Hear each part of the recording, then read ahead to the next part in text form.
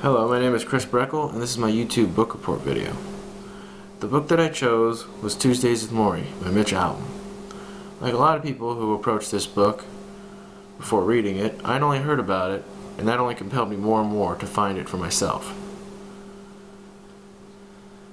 And when I found it, not only did I find a good book or a good read, I also found some inspiring lessons from it as well. Basically, the plot summary pretty much goes like this.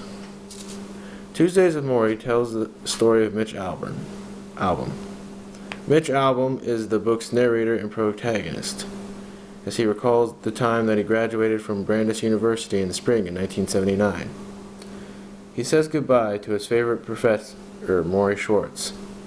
Mitch makes the promise to Morrie that they will both keep in touch, despite the fact that he doesn't keep that promise.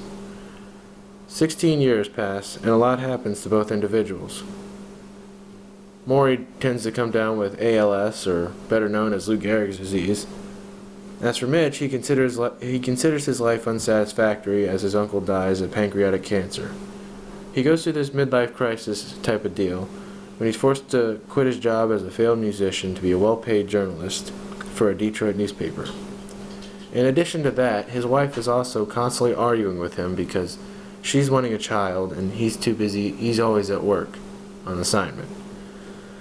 One night, though, while flipping through channels on his television, Mitch sees that his favorite professor, Morrie, is being interviewed by Ted Koppel on an episode of Nightlight. This sparks Mitch to contact Morrie and pay him a visit at his home in Massachusetts.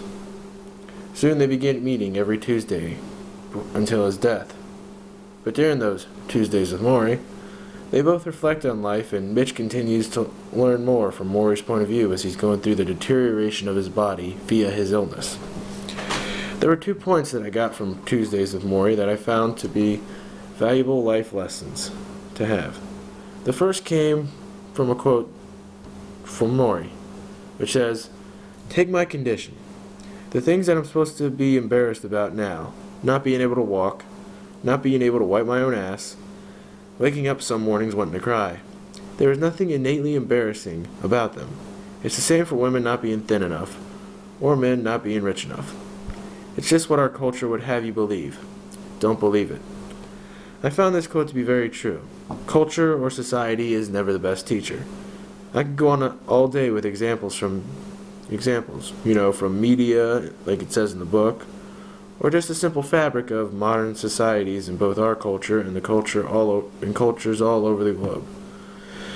But I could just simply say that culture is one way to learn about life, yet it takes someone like a good teacher to direct certain students about how life really is. Another thing that I got from the book was a lesson basically found in the plot itself. A former student visiting his ailing teacher to learn lessons about life.